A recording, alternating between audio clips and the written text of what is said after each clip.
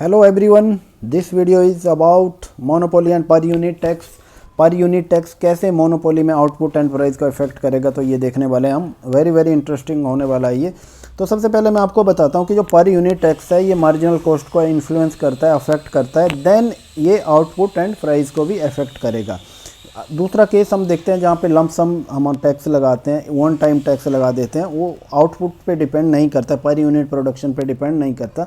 तो उस केस में क्या होता है कि मार्जिनल कॉस्ट अफेक्ट नहीं होता, इसलिए आउटपुट एंड प्राइस भी अफेक्ट नहीं होगा। ओके, तो चलो दोस्तों चलते हैं सीधा हम एग्जांपल की तरफ चलते हैं। तो मैंने यहाँ पे P इज इक्वल टू लिया है 360 माइनस 2.1 Q। ये हमारे पास डिमांड फंक्शन है जो ऑलरेडी हमारा मार्केट में गिवन है। ओके, अब हम टोटल कॉस्ट देखेंगे। टोटल कॉस्ट क्या है हमारे पास? टोटल कॉस्ट है हमारे पास ये 50 प्लस 0.4 Q स्क्वायर आ गया। ओके, ये हमारे पास टोटल कॉस्ट गिवन है, ऑलरेडी हमें ये प्रॉब्लम में दी गई है। अब देखना है हमें कि पर यूनिट टैक्स जो लगता है, पर यूनिट टैक्स होता है जो जितना आप आउटपुट करेंगे वो उसकी पर यूनिट पे टैक्स लगेगा। जब कितना फिर आपकी टैक्स लायबिलिटी बन जाती है, टैक्स लायबिलिटी आपकी बन जाती है, आप जितना आउटपुट कर रहे हैं और पर यूनिट टैक्स कितना है, तो QT हो गया, तो आपकी इतनी लायबिलिटी बन जाती है, मतलब आपको गवर्नमेंट को देनी है। अगर गवर्नमेंट को आपको इतना टैक्स देना है तो इसका मतलब ये तो एक तरह का कॉस्ट है, ये आपके टोटल कॉस्ट में इंक्लूड होना चाहिए। तो इसलिए हमारा जो टोटल कॉस्ट न्यू बनेगा, टोटल कॉस्ट न्यू बनेगा, वो होगा हमारा 50 plus 0.4 Q square plus QT। ये हमारा क्या बन गया? ये हमारा नया कॉस्ट फंक्शन बन गया। ओके, अब इसी कॉस्ट फंक्शन को लेंगे हम। अब देखते हैं आगे कैसे चलते हैं हम। तो हमें प्रॉफिट निकालना है। तो हमें प्रॉफिट निकालने के लिए मैंने आपको पहले भी बताया कि सबसे इम्पोर्टेंट कंडीशन क्या होती है, ये होती है कि टोटल प्रॉफिट हमारा कितना है, total revenue minus total cost के इक्वल है। और टोटल रेवेन्यू कहाँ पे हमारा? टोटल रेवेन्यू क्या होता है? ये होता है P टाइम Q होता है। और P का वैल्यू कितना है? P का वैल्यू है हमारे पास 360 माइनस 2.1 Q, जो ऑलरेडी क्वेश्चन में गिवन है।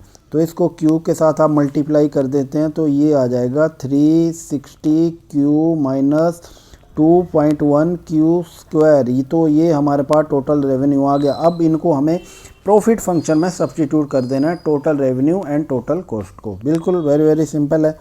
तो इसको मैंने कर दिया, तो ये लिख दिया 360 Q माइनस 2.1 Q स्क्वायर आ गया।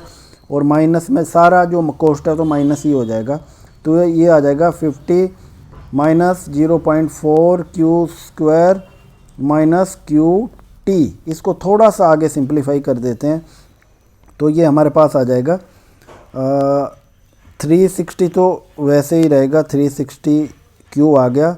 और ये माइनस 2.1 Q स्क्वायर और 0.4 Q स्क्वायर ये दोनों प्लस हो जाएंगे, तो ये आ जाएगा 2.5 Q स्क्वायर, 50 वैसे ही रहेगा, एंड माइनस QT। तो ये हमारे पास क्या आ गया? ये प्रॉफिट फंक्शन का सिंपल फॉर्म आ गया। अब देखो ये हमारे पास आ गया। अब हमें क्या करना है? इसका डेरिवेटिव लेना है। हमेशा मैंने पहले भी बताता हूँ कि कोई भी चीज़ को मैक्सिमाइज मिनिमाइज करना है तो उनका डेरिवेटिव लो, उसको जीरो के इक्वल रख दो, तो आपके पास वो वैल्यू आ जाएगी मिनिमा मैक्सिमा की। और ये मिनिमा है, मैक्सिमा इसकी सेकंड कंडीशन है, वो मैं आपको थोड़ी सी देर में बताऊंगा। ओके, तो इसको डेरिवेटिव लेंगे हम। इसका किसका लेना है? हमें इस प्रॉफिट फंक्शन का लेना है। किस रिस्पेक्ट में? Q की रिस्पेक्ट में। देन इसको जीरो के इक्वल हमें रखना है। ओके, तो यहाँ तक हो गया।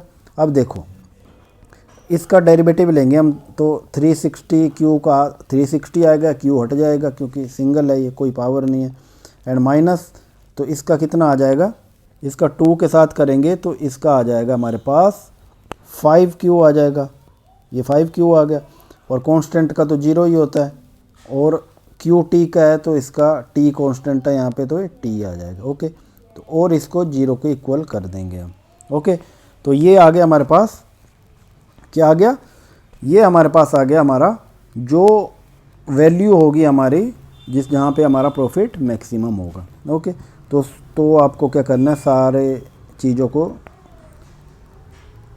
यहाँ कर दो आप। 360 minus T is equal to 5Q। मैंने Q को उस साइड ले गया।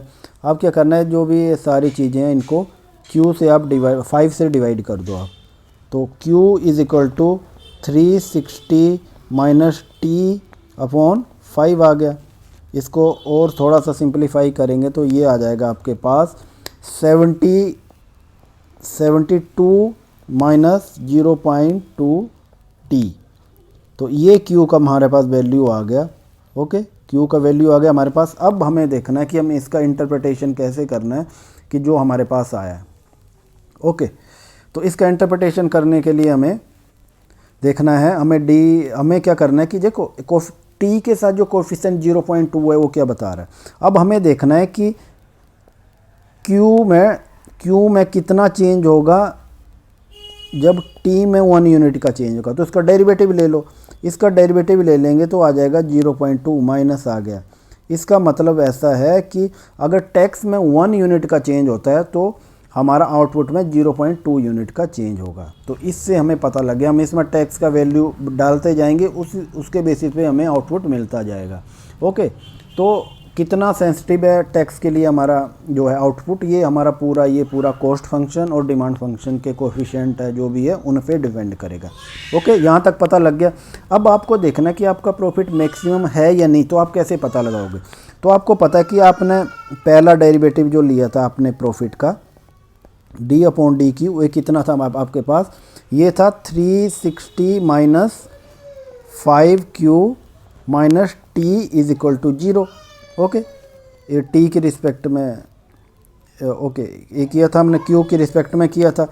अब देखो आपको क्या करना है, आपको सेकंड डेरिवेटिव लेना है।